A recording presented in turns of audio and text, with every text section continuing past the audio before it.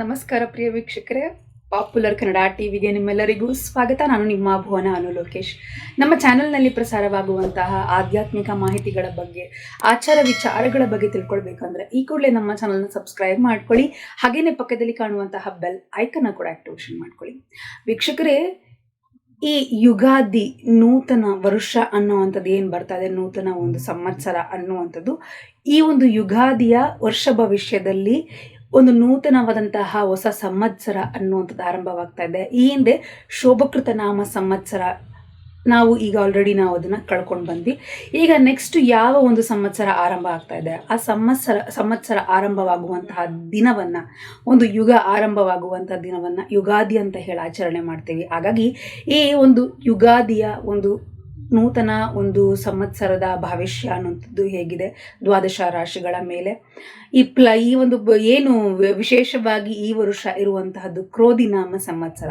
ಈ ಕ್ರೋಧಿನಾಮ ಸಂವತ್ಸರದಲ್ಲಿ ದ್ವಾದಶ ರಾಶಿಗಳ ಒಂದು ಗ್ರಹಗತಿಗಳ ಬದಲಾವಣೆಗಳಿಂದಾಗಿ ಗ್ರಹಸ್ಥಿತಿಗಳು ಹೇಗಿದೆ, ಆ ರೀತಿಯಾಗಿ ಅವರ ಆದಾಯ ವ್ಯಯ ಅನ್ನುವಂಥದ್ದು ಹೇಗಿದೆ, ರಾಜ್ಯ ಪೂಜೆ ಅವಮಾನಗಳು ಹೇಗಿರ್ತದೆ, ಗ್ರಹಸ್ಥಿತಿಯಿಂದಾಗಿ ಯಾವ ಯಾವ ರೀತಿಯಾದಂಥ ಅನುಕೂಲಗಳು ಅನಾನುಕೂಲಗಳಾಗ್ತಾ ಇದೆ ಅನ್ನೋದನ್ನ ನಾವು ತಿಳ್ಕೊಳ್ಬೇಕಾಗುತ್ತೆ. ಹಾಗಾಗಿ ಪರ್ಟಿಕ್ಯುಲರ್ ಆಗಿ ಇವತ್ತಿನ ಒಂದು ವಿಡಿಯೋದಲ್ಲಿ ನಾವು ಈ ಒಂದು ಏನು ಕರ್ಕಾಟಕ ರಾಶಿಯವರಿಗೆ ವಿಶೇಷವಾದಂತಹದ್ದು ಏನಪ್ಪಾ ಅಂದ್ರೆ, ಈ ಒಂದು ಕ್ರೋಧಿನಾಮ ಸಂವತ್ಸರದಲ್ಲಿ ಯಾವ ರೀತಿಯಾದಂತಹ ಫಲಿತಾಂಶವನ್ನು ಅವ್ರು ಪಡ್ಕೊಳ್ತಾ ಇದ್ದಾರೆ ಅನ್ನೋದನ್ನ ನಾವು ತಿಳ್ಕೊಳ್ಬೇಕಾಗುತ್ತೆ. ಕರ್ಕಾಟಕ ರಾಶಿಯವರು ಈ ಕ್ರೋಧಿನಾಮ ಸಂವತ್ಸರದಲ್ಲಿ ಈ ಒಂದು ರೀತಿಯಾಗಿ ಹೇಳಬೇಕು ಅನ್ನೋದಾದ್ರೆ, ಯುಗಾದಿಯ ಫಲ ಅನ್ನುವಂಥದ್ದು ಅವರ ಆಯವ್ಯಯ ಅಂತ ಹೇಳ್ತಾರಲ್ಲ, ಹಾಗೆ ಅದನ್ನ ಆಡು ಭಾಷೆಯಲ್ಲಿ ಆಯವ್ಯಯ ಅಂತ ಹೇಳುವಂಥದ್ದು, ಇಲ್ಲಿ ಆದಾಯ ವ್ಯಯ ಅನ್ನುವಂಥದ್ದನ್ನು ನಾವು ಹೇಳುವಂಥದ್ದು.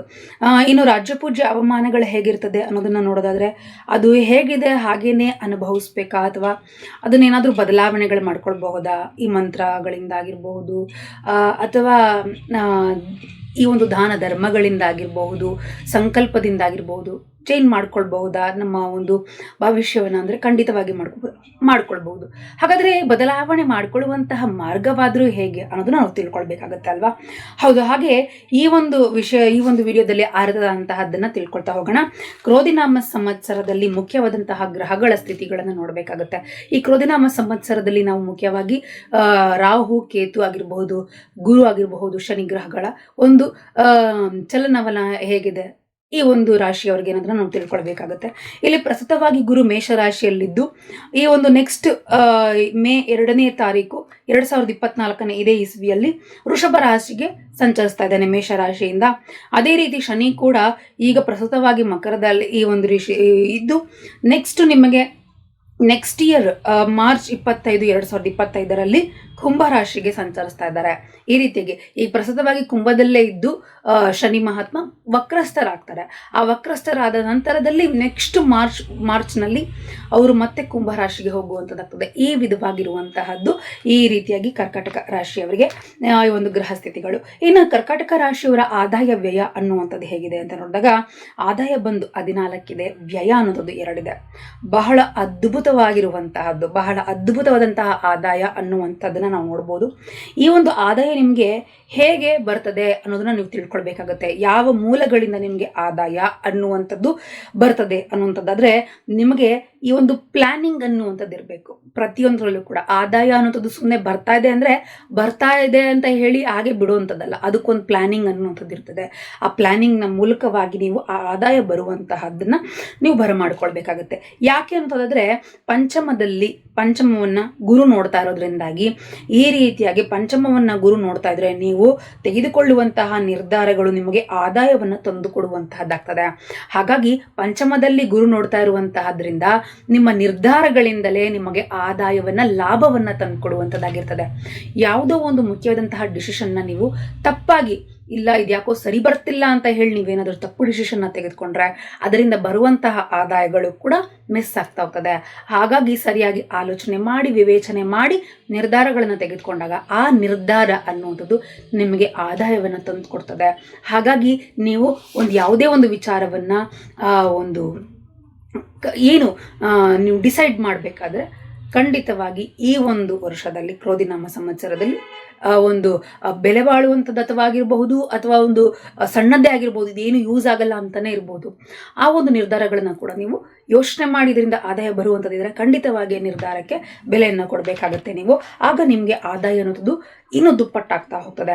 ಇನ್ನು ವ್ಯಯಸ್ಥಾನದಲ್ಲಿ ಯಾವ ಗ್ರಹ ಇರ್ತಾರೆ, ಯಾವ ಗ್ರಹಗಳಿರುತ್ತದೆ ಅಂತ ನೋಡಿದ್ರೆ ಗುರು ಅನುಕೂಲಕರವಾಗಿರ್ತಾನೆ. ವ್ಯಯಸ್ಥಾನದಲ್ಲಿ ಯಾವುದೇ ಗ್ರಹ ಇದ್ರೂ ಕೂಡ ಇಲ್ಲಿ ಗುರು ಅನುಕೂಲಕರವಾಗಿರೋದ್ರಿಂದಾಗಿ ವ್ಯಯ ಅಷ್ಟರ ಮಟ್ಟಿಗೆ ನಿಮಗೆ ಕಾಣಿಸೋದಿಲ್ಲ.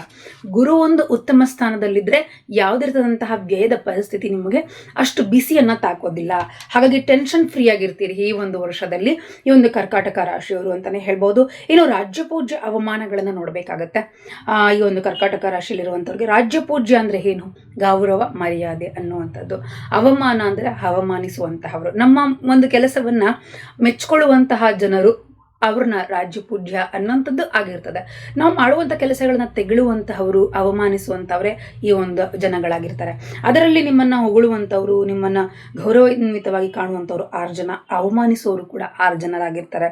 ಇಲ್ಲಿ ಎರಡೂ ಕೂಡ ಸಮವಾಗಿರೋದ್ರಿಂದಾಗಿ ನೀವು ಏನು ಮಾಡಬೇಕಾಗುತ್ತೆ ಅನ್ನೋಂಥದ್ದಾದ್ರೆ, ಕೆಲಸದಲ್ಲಿ ಮಾತುಗಳೇ ಆಗಲಿ, ನಿಮ್ಮ ಕೆಲಸದಲ್ಲಿ ನೀವು ಮಾಡುವಂತಹ ಕೆಲಸಗಳಲ್ಲಿ ಮಾತುಗಳನ್ನು ನಿಮ್ಮ ಪರವಾಗಿ ಮಾಡುವಂತಹವರು, ಮೆಚ್ಕೊಳ್ಳುವಂಥವ್ರು 6 ಜನ ಇರುವಂಥವ್ರಾಗಿದ್ರೆ, ಇನ್ನು 6 ಜನ ನೀವು ಮಾಡುವಂಥ ಕೆಲಸಗಳನ್ನು ತೆಗಳುವಂಥವ್ರು, ಅದರಲ್ಲಿ ಕೊಂಕು ಹುಡುಕುವಂಥವ್ರೆ 6 ಜನ ಆಗಿರ್ತಾರೆ.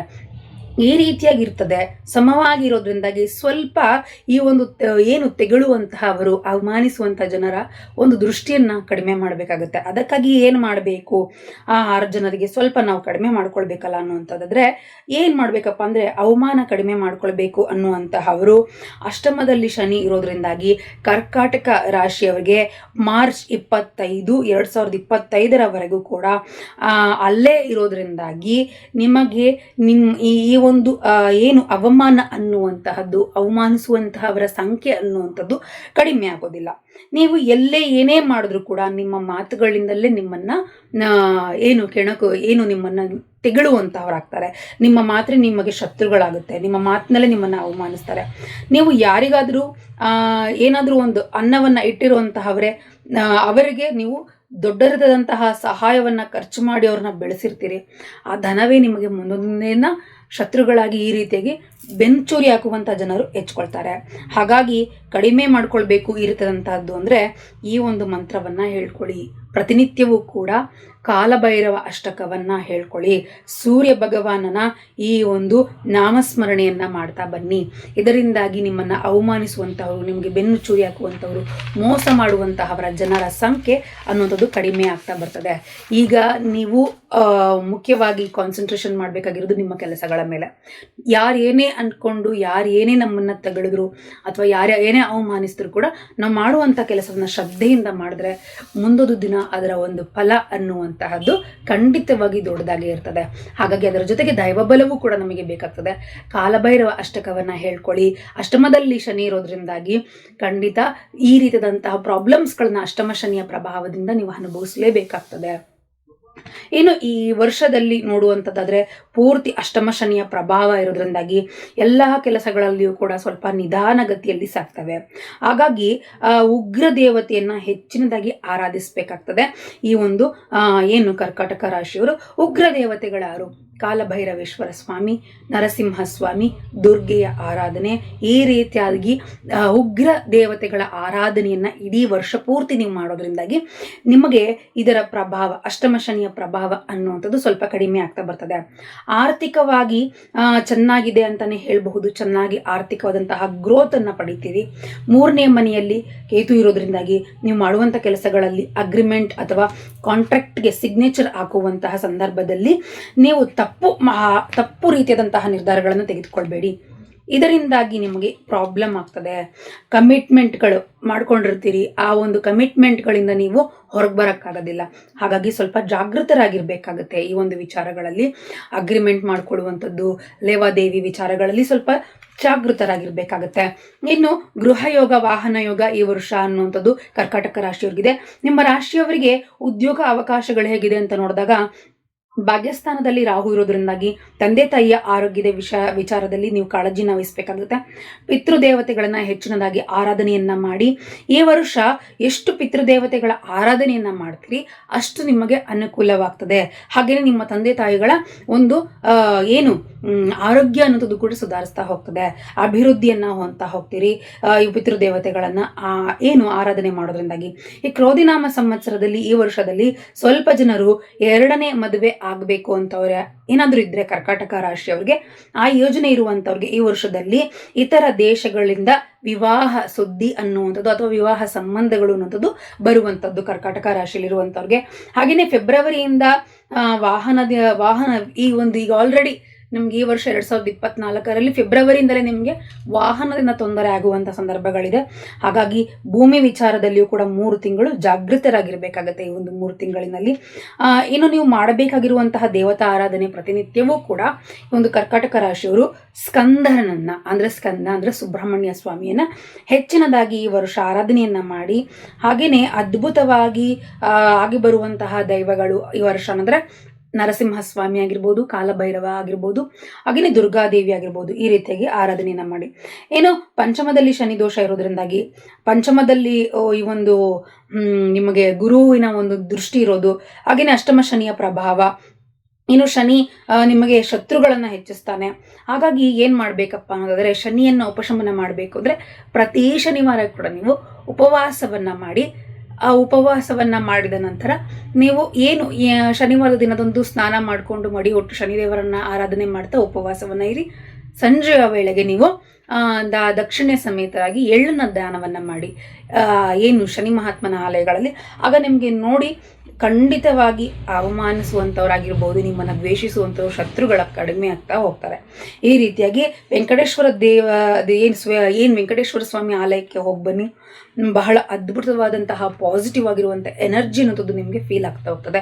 ಈ ರೀತಿಯಾದಂತಹ ಒಂದು ಪರಿಹಾರಗಳನ್ನು ಮಾಡ್ಕೊಳ್ತಾ ಅದ್ಭುತವಾದಂತಹ ಫಲಿತಾಂಶಗಳನ್ನು ಕರ್ಕಾಟಕ ರಾಶಿಯವರು ಪಡ್ಕೊಳ್ಳಿ ತಿಳಿಸ್ತಾ ಈ ವಿಧವಾಗಿತ್ತು ಈ ಒಂದು ಏನು ಕ್ರೋಧಿನಾಮ ಸಂವತ್ಸರದ ಏನು ಯುಗಾದಿಯ ವರ್ಷ ಭವಿಷ್ಯ ಅನ್ನುವಂತಹದ್ದು. ಹಾಗಾಗಿ ನೀವು ಕೂಡ ನಿಮ್ಮ ರಾಶಿಯನ್ನು ತಿಳ್ಕೊಂಡು ನಮ್ಮ ಚಾನಲ್ನಲ್ಲಿ ಪ್ರಸಾರವಾಗುವಂತಹ ಈ ಒಂದು ವರ್ಷ ಭವಿಷ್ಯ ಯುಗಾದಿಯ ವರ್ಷ ಭವಿಷ್ಯನ ತಿಳ್ಕೊಳ್ಳಿ ತಿಳಿಸ್ತಾ ಎಲ್ರಿಗೂ ಒಳ್ಳೆಯದಾಗಲಿ. ಧನ್ಯವಾದಗಳು. ಇನ್ನು ಹೆಚ್ಚಿನ ಮಾಹಿತಿಗಾಗಿ ನಮ್ಮ ಚಾನಲನ್ನು ಸಬ್ಸ್ಕ್ರೈಬ್ ಮಾಡ್ಕೊಳ್ಳಿ. ಹಾಗೆಯೇ ಪಕ್ಕದಲ್ಲಿ ಕಾಣುವಂತಹ ಬೆಲ್ ಐಕನ್ನ ಕೂಡ ಆಕ್ಟಿವೇಶನ್ ಮಾಡ್ಕೊಳ್ಳಿ. ಎಲ್ರಿಗೂ ಯುಗಾದಿ ಹಬ್ಬದ ಹಾರ್ದಿಕ ಶುಭಾಶಯ.